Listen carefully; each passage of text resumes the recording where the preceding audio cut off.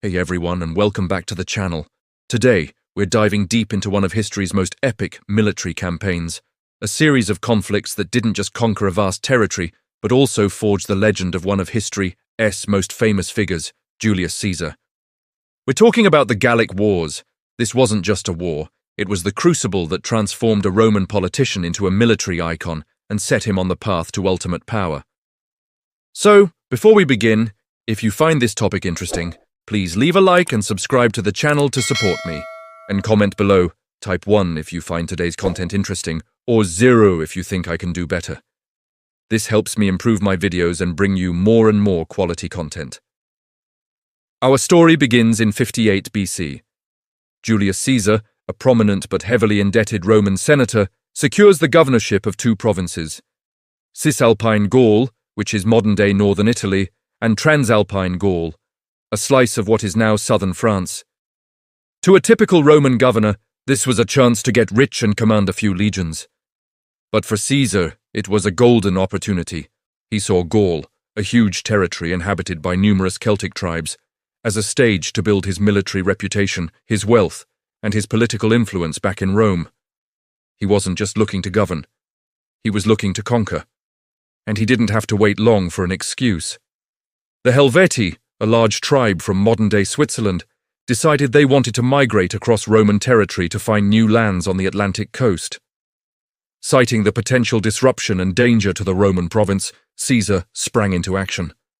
This was the trigger he needed. He raised new legions, bringing his total force to 6, and confronted the Helvetii. At the Battle of Bibracte, Caesar's disciplined legions crushed the migrating tribe, forcing the survivors to return home. His first major victory in Gaul was swift and decisive. It sent a clear message to all the Gallic tribes. Rome, under Caesar, was a force to be reckoned with. But this was just the beginning. News of Caesar's victory spread like wildfire. Soon after, a coalition of Gallic tribes, worried about the growing power of a Germanic king named Ariovistus, who had crossed the Rhine River, actually asked Caesar for help. Caesar, ever the opportunist, agreed. He framed his intervention as defending Gallic allies from a foreign invader. He met Ariovistus' forces in a tense standoff that almost led to a mutiny in his own ranks. His soldiers were terrified of the fierce German warriors. But Caesar's leadership was masterful. He gave a rousing speech, shaming and inspiring his men, declaring he would march on the enemy with only his most loyal 10th Legion if he had to.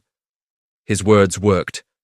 The Roman army, their morale restored, decisively defeated Ariovistus' forces and drove them back across the Rhine.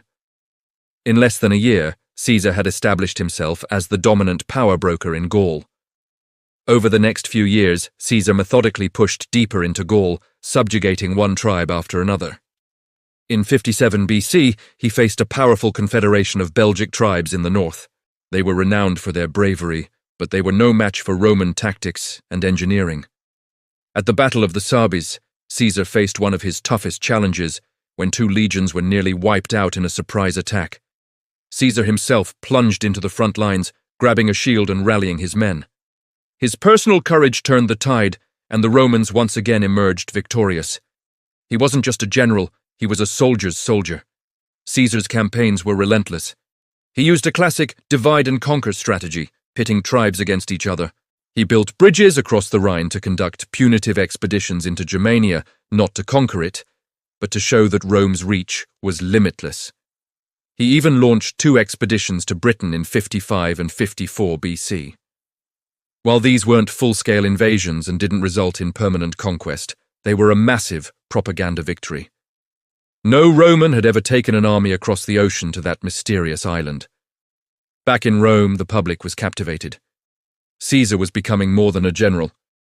He was a living legend, an explorer pushing the boundaries of the known world. Throughout these campaigns, Caesar was also busy writing. He penned his Commentaries on the Gallic War, a detailed account of his campaigns.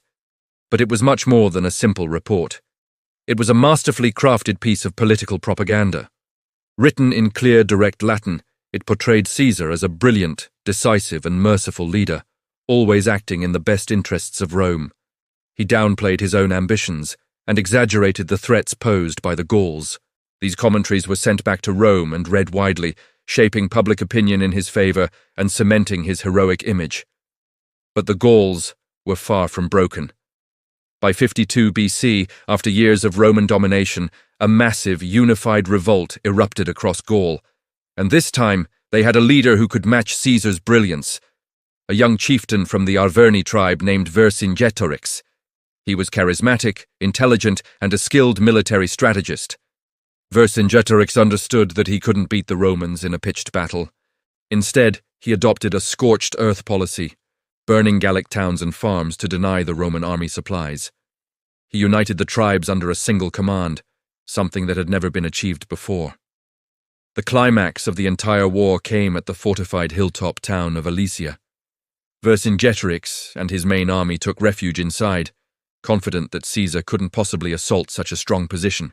But Caesar did something absolutely audacious. He ordered his men to build a massive wall of fortifications around Alesia, a siege line 11 miles long, to trap Vercingetorix inside. But then news came that a massive Gallic relief army, numbering in the hundreds of thousands, was marching to break the siege from the outside. So what did Caesar do?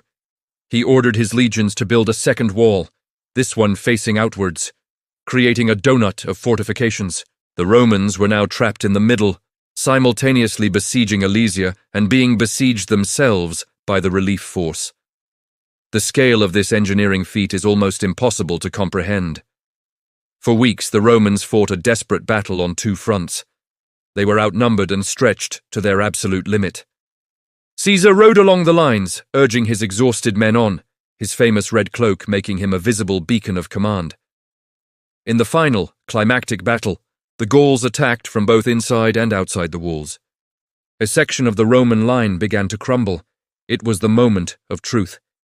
Caesar personally led his cavalry in a desperate, last-ditch charge, smashing into the rear of the Gallic relief army. The unexpected attack from behind caused panic. The Gallic force broke and fled. Seeing their relief army defeated, the starving defenders inside Alesia lost all hope. The next day, Vercingetorix rode out and surrendered in a dramatic ceremony, laying his weapons at Caesar's feet. The great Gallic revolt was over. The siege of Alesia was Caesar's masterpiece, a testament to his tactical genius, his engineer's skill, and the incredible discipline of his legions. Over 8 years of war, it's estimated that 1 million Gauls had died, and another 1 million were enslaved. The conquest was brutal, but for Rome, it was a staggering success. The Gallic Wars added a vast, rich territory to the Roman Republic, securing its borders for centuries. More importantly, these wars had created a new kind of power in Rome. Caesar returned not just as a victorious general, but as the commander of a hardened, veteran army that was fiercely loyal to him personally. He had immense wealth, an unparalleled military reputation, and the adoration of the Roman people. His political rivals in the Senate were terrified. They saw him not as a hero, but as a potential king, a threat to the Republic itself. The stage was now set for the next chapter of Caesar's story, the civil war that would tear the Republic apart and pave his way to becoming the master of Rome. The conquest of Gaul wasn't just the end of a war. It was the beginning of the end of the Roman Republic and the dawn of the Roman Empire. Thanks so much for watching. If you enjoyed this journey into ancient history, make sure to hit that like button, subscribe to the channel, and ring the bell so you don't miss our next video. Let us know in the comments what historical event you'd like us to cover next. See you in the next one.